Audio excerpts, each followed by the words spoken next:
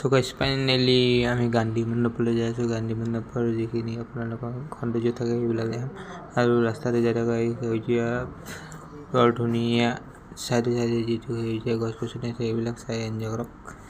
বাকীটো দেখাইছোঁ ইমান লাহে লাহে দেখালে বহুত হৈ যাব, লাহে লাহে দেখাই স্পীডত কৰি দিছোঁ আৰু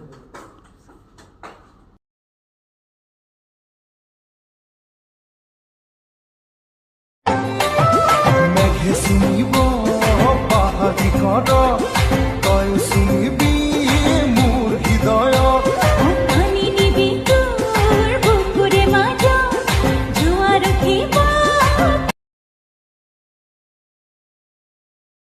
সো গাইস ফাইনেলি আহি পালোঁ এতিয়া গান্ধী মণ্ডপলৈ। এতিয়া টিকেট কাটিবলৈ যাই আছোঁ আৰু টিকেটটো হৈছে 20 টকা।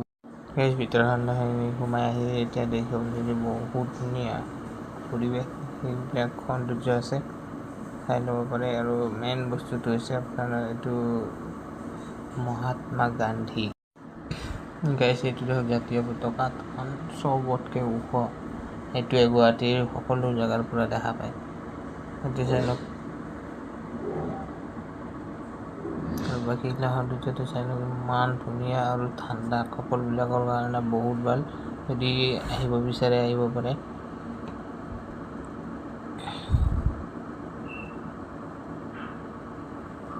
আৰু বাকীখিনি চাই লওক আৰু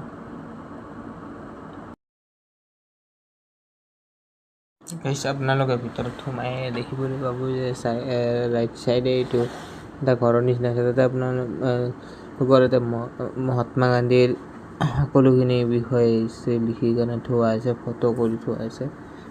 তো বাকী দেখাই আছোঁ বাৰু আপোনালোকে। এইটো এটা মহাত্মা গান্ধী মূৰ্তি আৰু এইফালে আছে কিতাপ পত্ৰবোৰ গোটেই মহাত্মা গান্ধীৰে।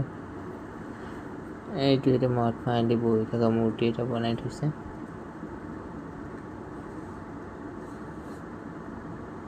মোৰ কিন্তু আহি বহুত ভাল লাগে।